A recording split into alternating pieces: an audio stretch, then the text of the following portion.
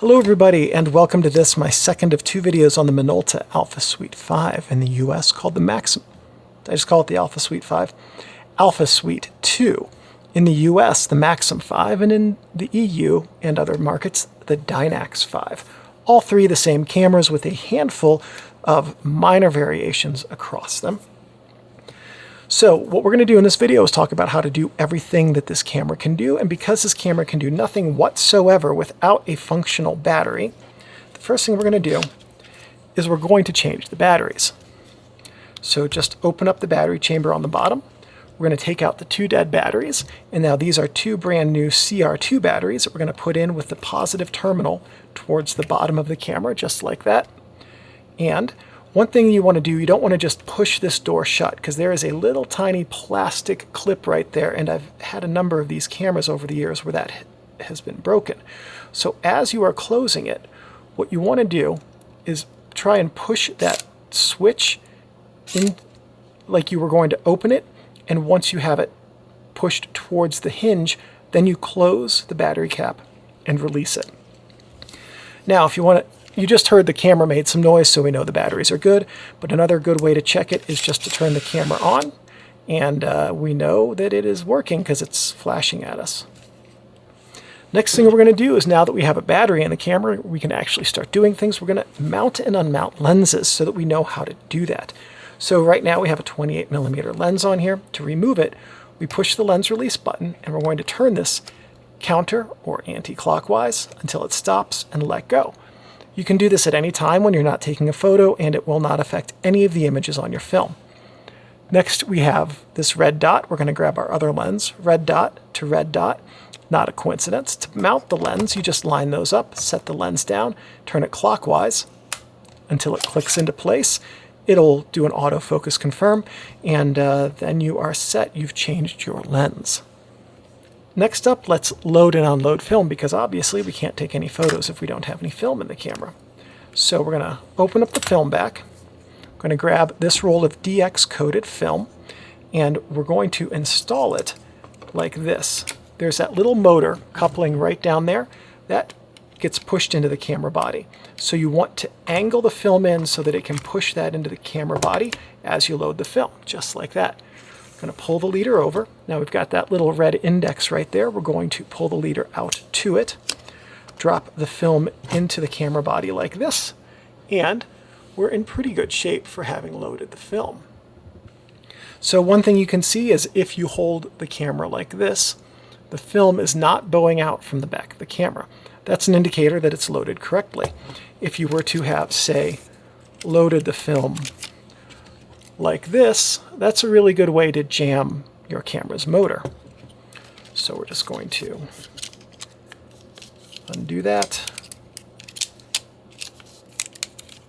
drop the film into place, close the film back, and there is a custom function, I believe. Oh no, actually I think this camera just automatically advances to the first frame as soon as you close the film back. So that's how we load film. Now, as you're going through your day,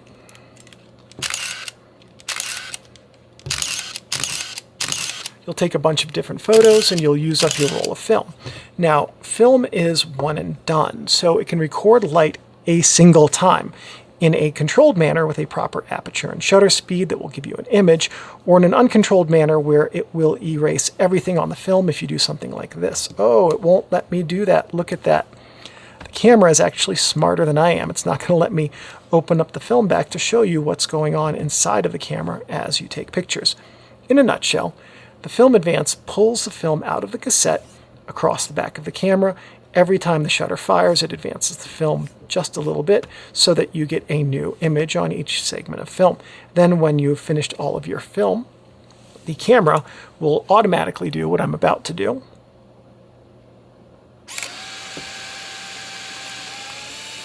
And it'll rewind the film. Actually, I shouldn't say it will automatically do it. I believe there is a function setting. If there is, we'll see it in later in this video, that controls that. Then when you're finished with your film, you open up your film back and you pull out your roll of film. If you're going to keep shooting, just grab another one and drop it in. If you're not, close your film back, turn your camera off for the day. All right, next thing we're going to talk about is how to use a flash with this camera. Now there are two options you have for using a flash. Let's see, am I in manual mode? No. It's easiest to demonstrate all of this in manual mode.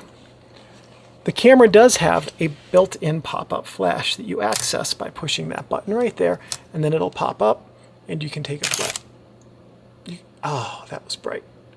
You can take a photo using the pop-up flash. It also has the IISO, Intelligent ISO it's called, flash hot shoe, which you might be able to see is a slightly different shape than normal hot shoes.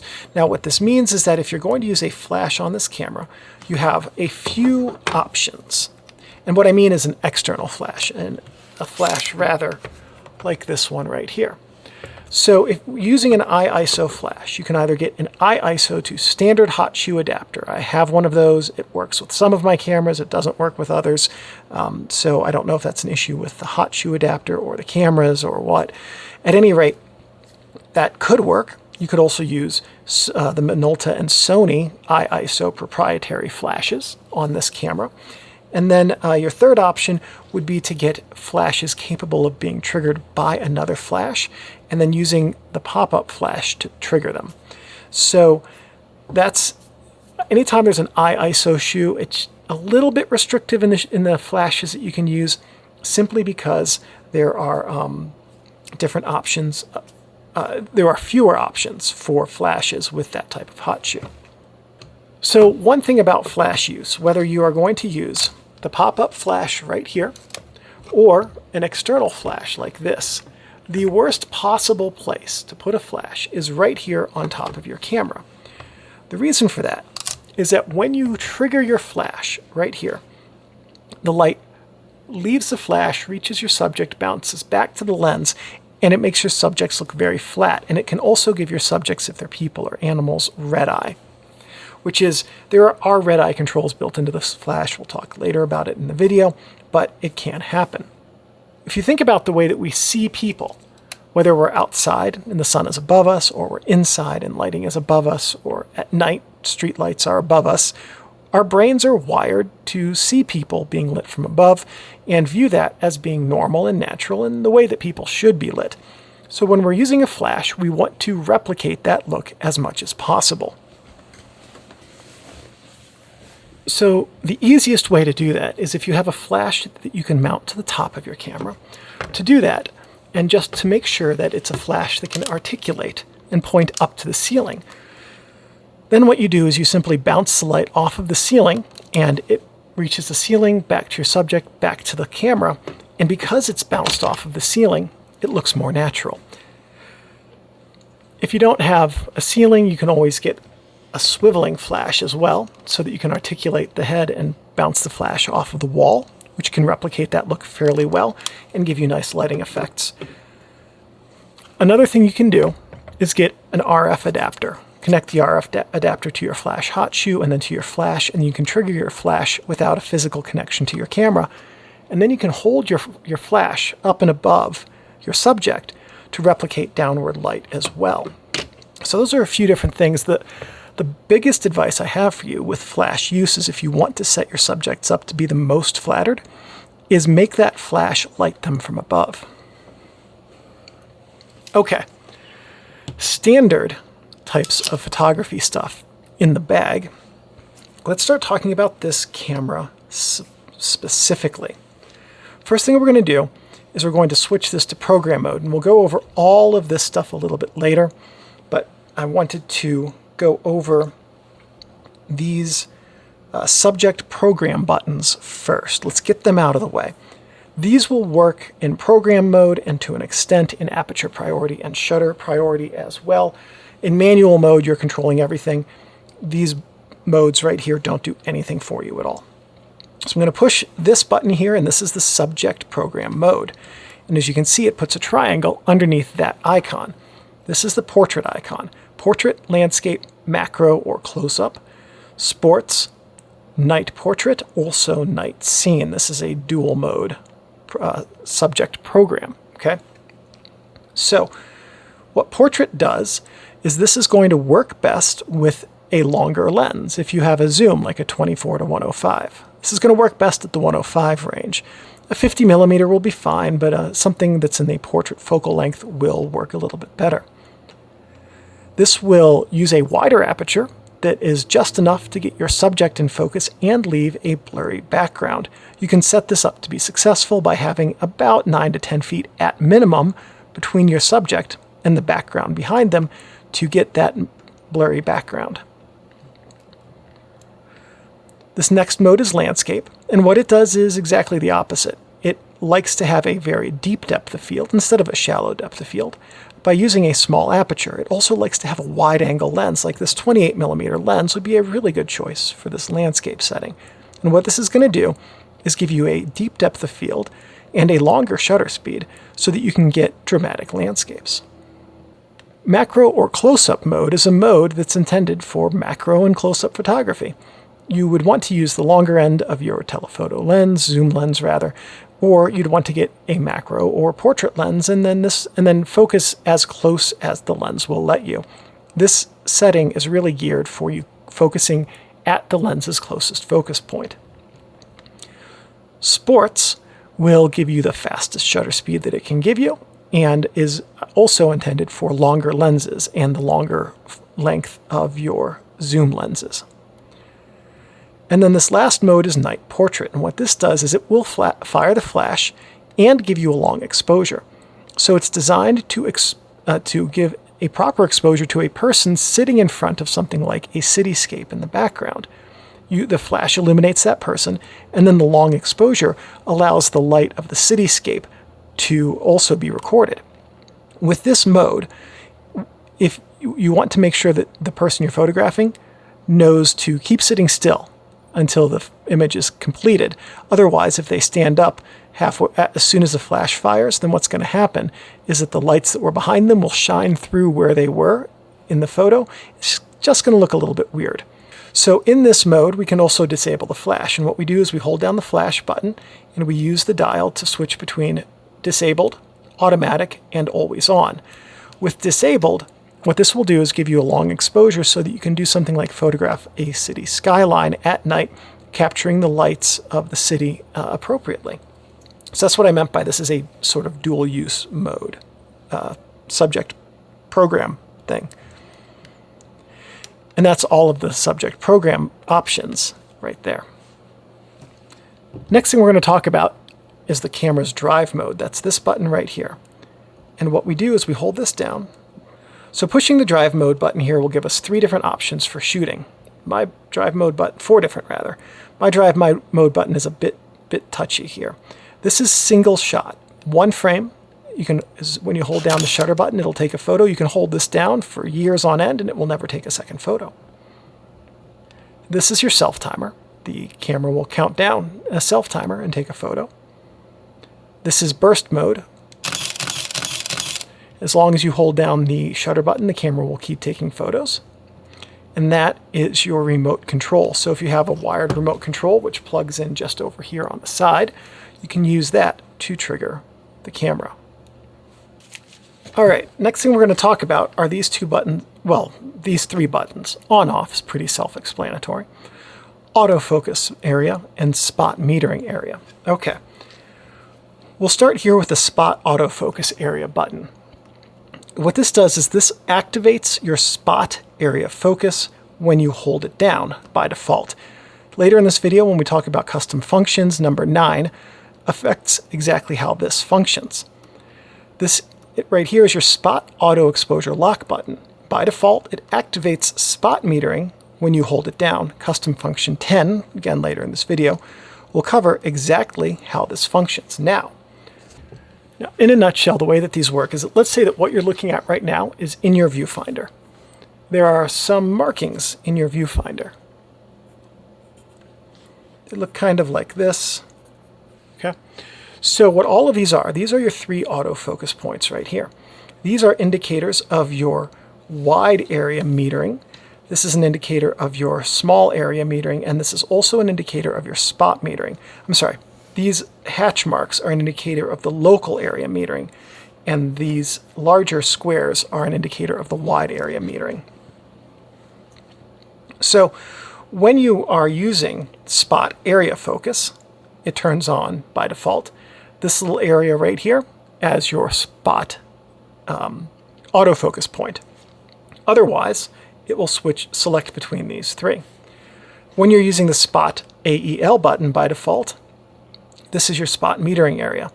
And in custom function 10, we'll talk about the different functions that the spot AEL button can give you for metering in the same scene or in this area with this viewfinder right here. Next thing we're going to talk about is the mode dial right here. We're going to go through all of these things, custom functions last. Okay. First here is PASM, Program, Aperture Priority, Shutter Priority, and Full Manual. These are your 4 shooting modes. And what you do to select them is you dial the dial to it, hold down the function button, and then use the command wheel to switch between Program, Aperture Priority, Shutter Priority, and Manual, in whichever direction makes the most sense for you. Okay.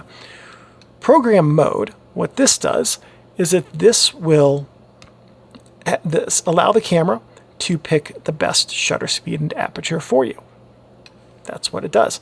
The camera will look at a scene and it will say, this is what settings we're going to use. You can also intentionally overexpose or underexpose with this setting if you would like by holding down the aperture value button right here. And you can overexpose, indicated by that plus sign, or underexpose, indicated by that minus sign. And basically just shift your program settings around a little bit for intentional creative control. Aperture priority mode is where you select the aperture. Right here you can see the aperture is changing, and then the camera will look at the scene and determine what the best shutter speed is based on your aperture and your film speed. Shutter priority is exactly the opposite. You pick the shutter speed, and the camera will then look at the scene and determine what the best aperture should be given your film and lighting. Full manual, the camera is going to do what you tell it to do, and it doesn't really matter whether you're right or wrong, it will do it. It will try to tell you how to meter properly, but if you give it incorrect instructions, it'll do that anyway. So with this, by default, you adjust the shutter speed using the command dial. To adjust the aperture, you hold down the AV button on the front of the camera, and now you can adjust the aperture, just like that. Also with aperture priority and shutter priority, it's worth noting you can use the AV button here to force over and under exposure. Next button here is Red Eye WL. Okay, so this is your flash control button. So we have 3 options: off, on red eye, on WL, and then we're back to off. Okay. Red eye being on, what this does is this will pulse your on-camera flash a few times prior to the photo being taken to cause people's pupils to shrink a little bit, which will then allow the reduction of red eye in your images. On WL is for when you have flashes that are off of the camera. With this, off-camera flashes will then do the strobing for red eye reduction. And with off, what this is for is this is for off-camera flash use, and it will not pop. The pop-up flash will not pop up, and the pulsing will not occur with that setting. So it's just a matter of personal preference, what you want to use and how you use flashes with your camera. So if you don't have a camera, if you don't have external flashes, then just leaving it in red eye reduction is probably fine, or leaving it in off if you don't want the flash to pulse prior to firing the pop-up flash. Next, we're going to look at AF ACS. Okay, AF stands for autofocus. ACS stands for auto, continuous, and servo. And you can see down there, you have 3 different modes: auto, continuous, and servo. Servo is the easiest to understand. When you hold down the shutter button, autofocus will lock onto a subject. Once focus is locked, it's going to stay locked until you take your photo. Okay. Continuous the autofocus will find its subject, and then it will, if that subject moves, autofocus will track it and keep track of the subject and follow moving objects within your scene. So with servo, if you're taking portraits of portrait photos, still lives, things like that, that can be a really good use. Continuous is good for sports, kids, pets, whatever it may be. The third option is auto. Auto means that the camera is going to pick between continuous and servo, depending on what it sees coming in through the lens, to give you the best autofocus mode for your setting. That's it. That's what this does. ISO, when you hold down the function button, allows you to manually override the DX code on your film or set the film speed if you have a roll of film that has no DX code on it, like this one does, or doesn't have it on it. So if you for instance, grab a roll of 8 ISO film that has no DX code, you can come all the way down here to 8 or 6 if you want to pull it a little bit, and set the film speed there to use that type of film. We'll skip customs for right now and come back at the end of this section.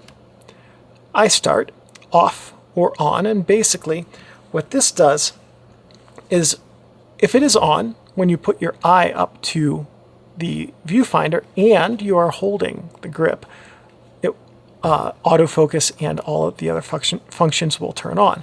If you have it to off, then they will not. I tend to just leave iStart off on cameras, generally speaking, unless I have to turn it on, for the simple fact that sometimes it can, if I'm holding the camera, which I often do even if I have a camera strap, it will be activated by something like, my shirt. Beep is off or on. Do you want your camera to make noise when it's doing different functions? Personal preference, I tend to recommend off simply because I personally prefer a quieter camera. This is bracketing and multiple exposures. We'll talk about multiple exposures at the very end of the video after we talk about how to take a photo, as we do with this outline, but bracketing we can cover right now. When we start rotating the main dial, we can bracket by up to 1 stop. Now what this will do is this will take 3 photos separated by, well, it'll take 1 photo right now.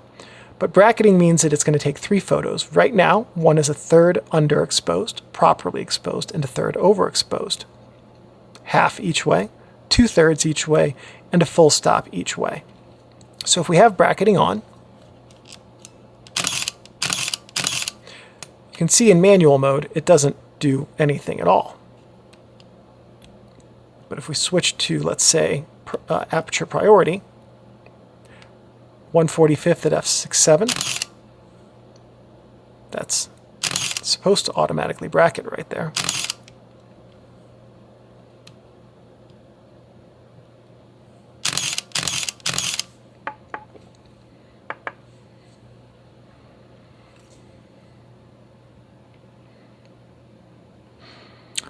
I won't lie, I am not sure why my camera is not automatically bracketing right now. Anyway, in theory, the way that this is supposed to work is that it is supposed to give you different bracketed images. I thought maybe it just doesn't display up here, but the shutter speed also doesn't sound any different. Anyway, that is interesting, and I'm not sure why that's not doing that.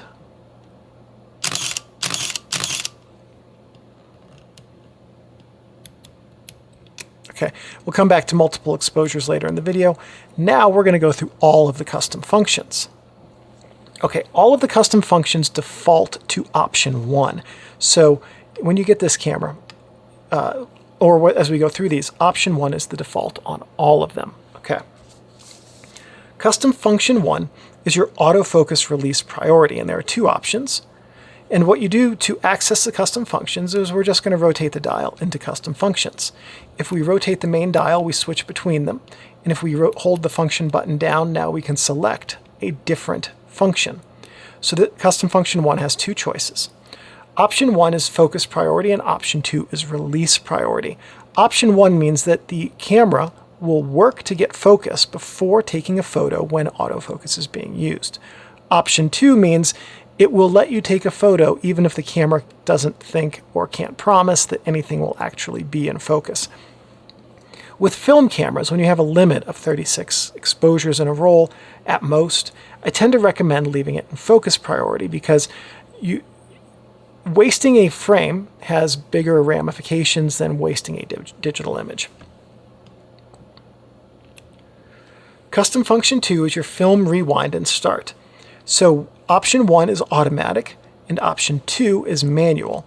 With automatic, as soon as you close the film back, when you load film, it's going to advance the leader to the first frame. With manual, if you select option 2, then what's going to happen is after you close the film back, you have to hit the shutter button before the film will advance to the first frame.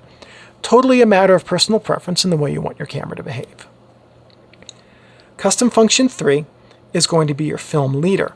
With option 1, it leaves no leader, and with option 2, it leaves a leader. And what that means is that if you select option 2, then after you rewind the film, the camera's going to leave a little tiny leader out like this. There are a couple of good reasons to do this.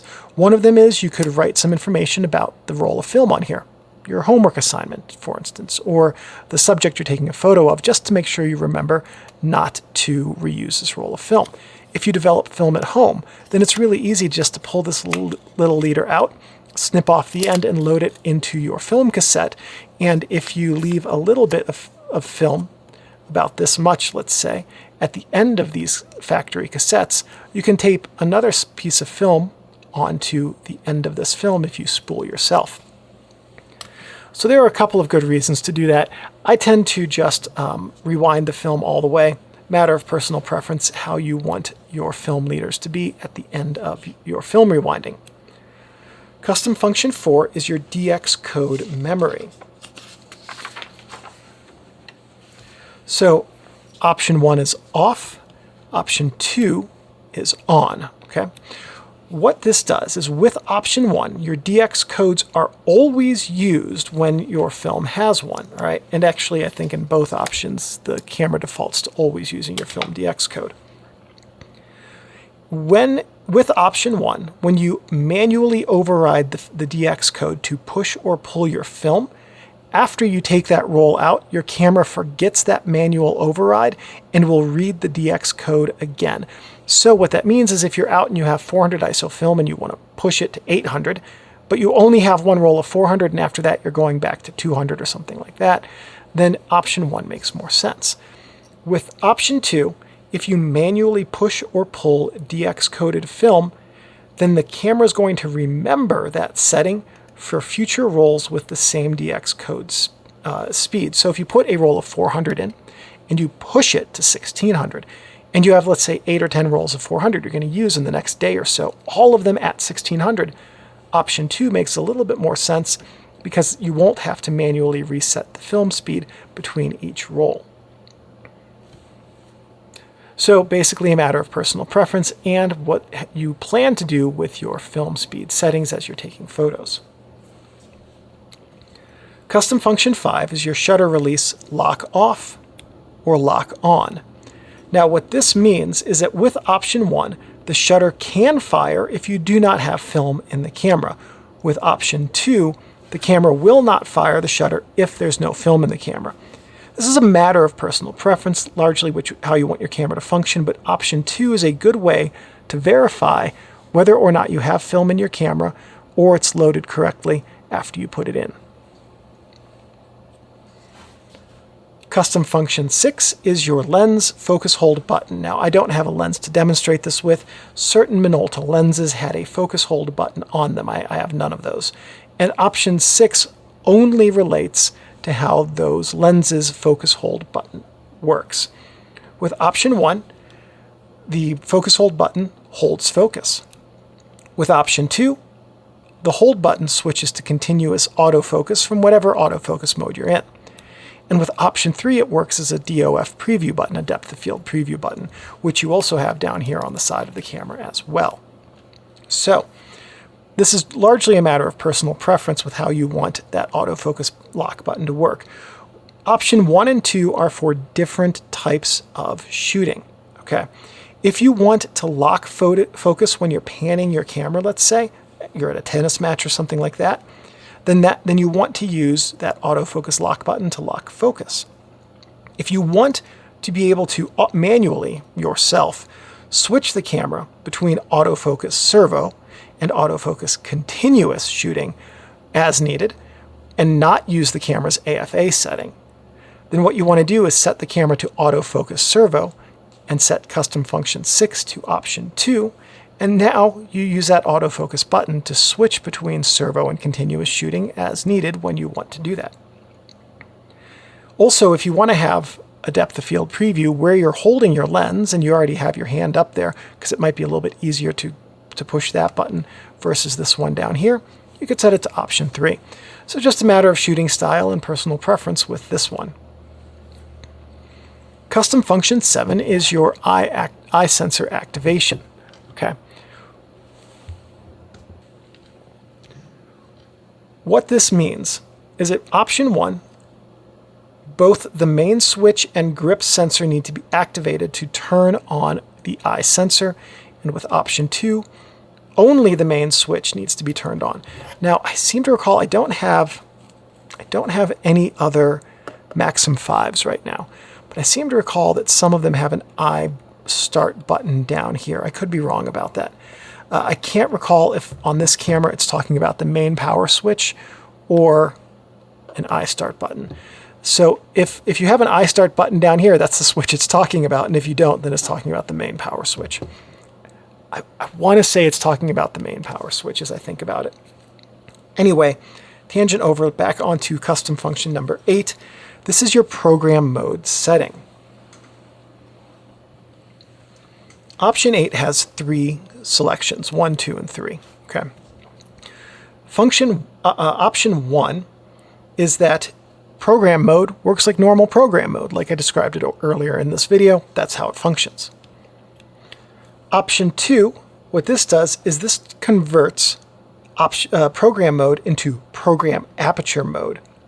And what that allows you to do is use the AV button here in program mode to override the program aperture setting and pick a different one. So if you're looking at something and it says, I'm going to do 1/125th at f/5.6, and you think, you know what, I really want to do f2.8. You can hold down the AV button, scroll over to f2.8, and the camera will adjust the shutter speed for you to give you a proper shutter speed at f2.8. With option 3, it does that exact same thing, but with shutter control, so you're adjusting the shutter speed instead of the aperture on that. So it's just a matter of how you want to have your program mode function. Do you want to have a program mode where you program shift the entire EV in the camera exposure value, that is, which f/5.6 and 1/125th of a second is exactly the same as far as the film's concerned as 1/60th at f8. So if you EV shift, the camera will go from 1/125th at f/5.6 to f8 at 1/60th, for an example. But it'll do that because it wants to. With this function, you can override what the camera wants to do and tell it which one of those parameters, aperture or shutter speed, you want to control yourself when you are program shifting. That's what custom function 8 does. Custom function 9 is your spot autofocus lock. And we're back here to this autofocus lock button we talked about earlier in the video. This has 3 options, 1, 2, and 3. With option 1, if you hold the spot button down, then you select the spot metering area. Now, if you remember that printout or that drawing I showed you of the viewfinder, that spot metering area in the very center, that's what happened. That's what's activated when you hold the spot button down in option 1.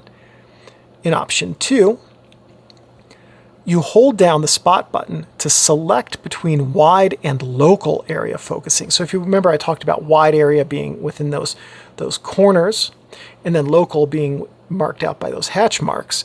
You can, instead of using spot metering, which you don't have access to with this, you switch between wide and local area metering.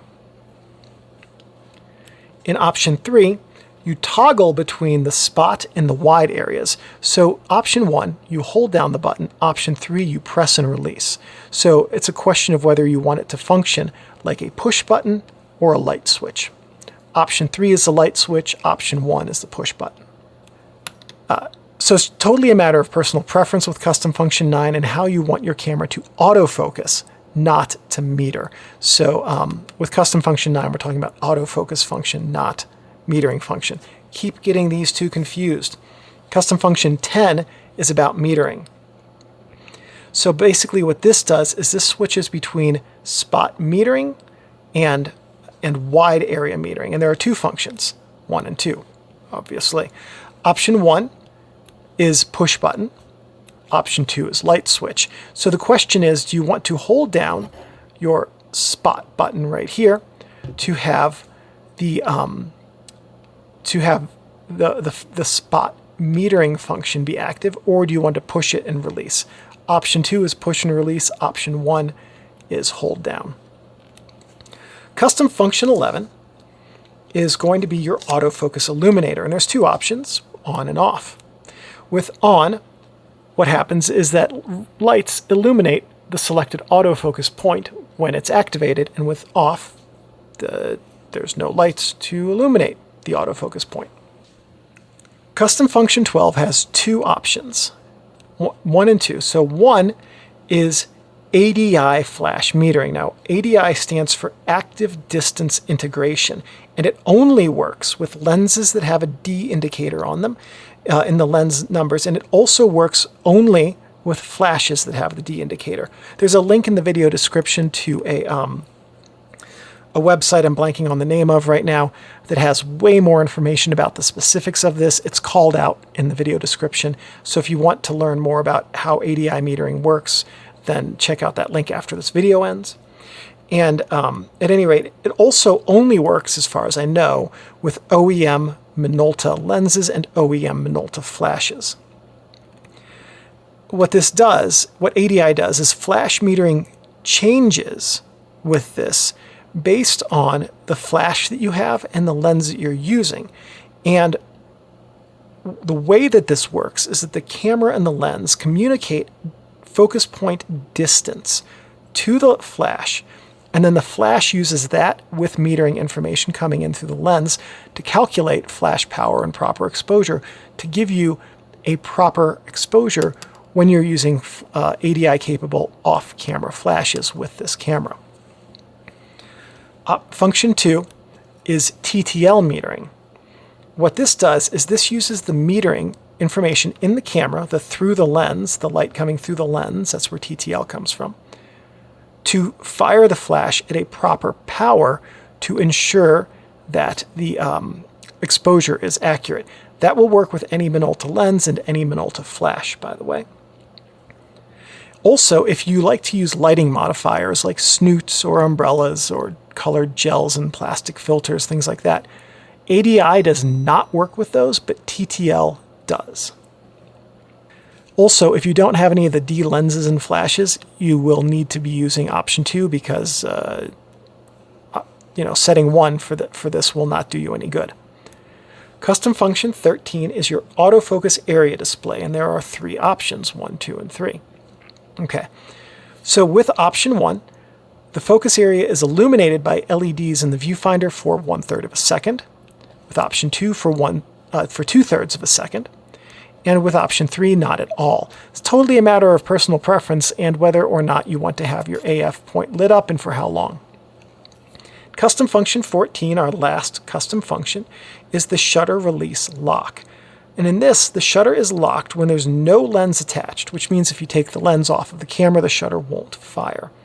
With function 2, the shutter can fire without a lens. It's personal preference and whether or not you want to risk accidentally wasting a frame when you are trying to change lenses. And that is all of the custom functions in the camera.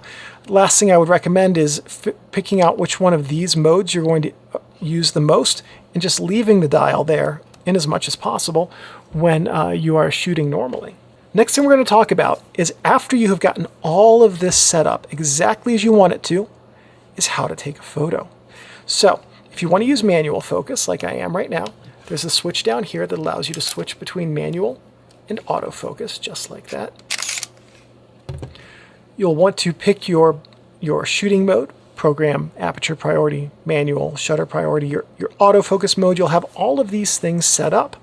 And then to take a photo, all you have to do is look through the viewfinder, hold down the shutter button, and the camera will take a picture. Very simple. That's exactly how they want the camera to be, so that is how they make it.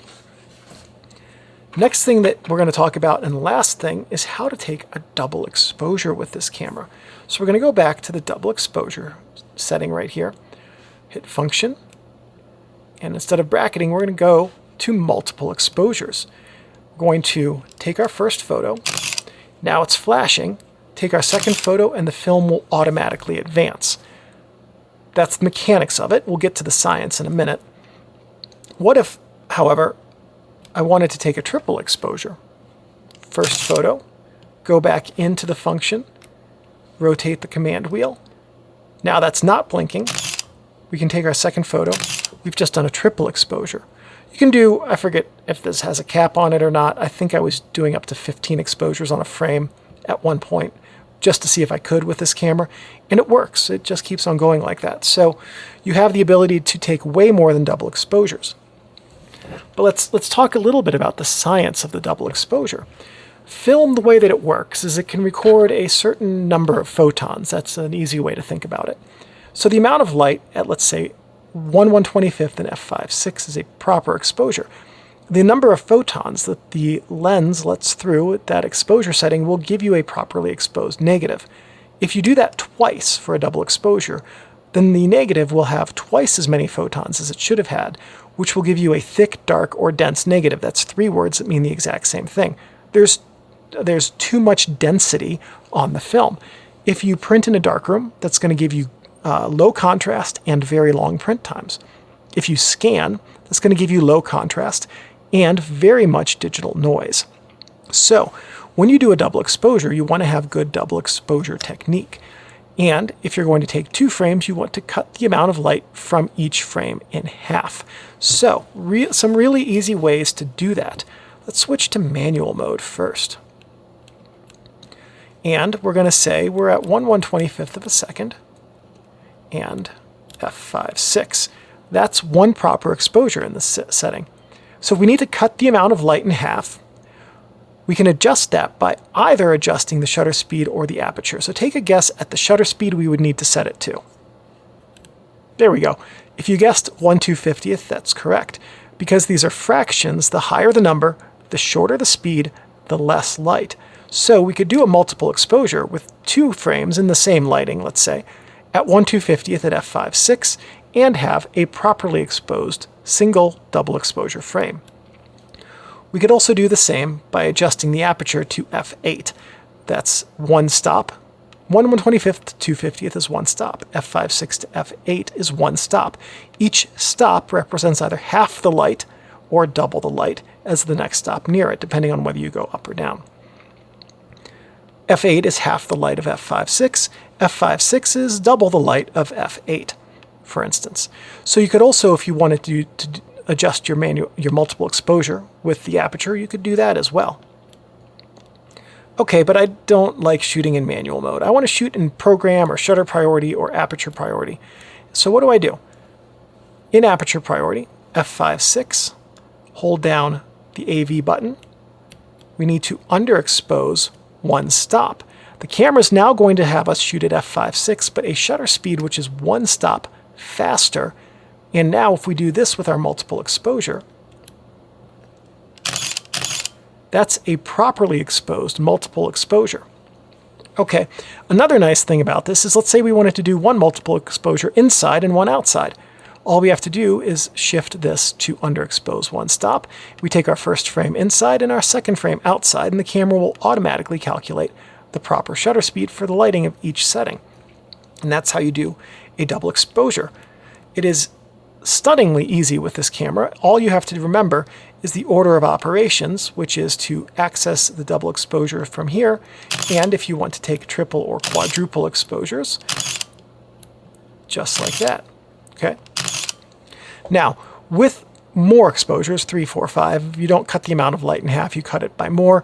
It's beyond the scope of this video exactly how much, but suffice to say that that is the point I'm trying to make is you just need to cut the amount of light more. And then the only other thing we haven't talked about with this video is the program reset. It's this button right here. If you have a bunch of different settings dialed in and you decide I don't want to use landscape anymore, and I'm not going to shoot another landscape for a few frames, but I don't want to scroll through all this, we'll just hit the program reset button and it resets all of your stored things, takes you back to program mode, and then you can dial in whatever couple of settings you want to use after that. And that's it. That is the Minolta Alpha Suite Maxxum 5, Dynax 5. Everything you can and would ever hope to do with it, I think. So, thank you very much for watching, and I'll see you in the next video. Thank you everyone for watching. If this video was helpful and useful to you, please give me a thumbs up. That lets me know that I'm on the right track and that I'm producing and creating content which is helpful to you. If you have any questions, comments, or suggestions, please leave those in the comments section below. I'm pretty good about responding every couple of days and answering whatever questions you have to the best of my ability. If you'd like to subscribe to find out when I have more videos about how to use cameras, photographic techniques, or the best practices for the tools of the trade, by all means please subscribe and check that notifications bell to be alerted when new content arrives. If you'd like to support the channel by joining with a membership, there are now membership options for this channel at different tiers that will give you different benefits if you would be interested in that. And one last thing, thank you everyone very much for watching, and I'll see you in the next videos. Won't we, Steinbeck? What's that look about?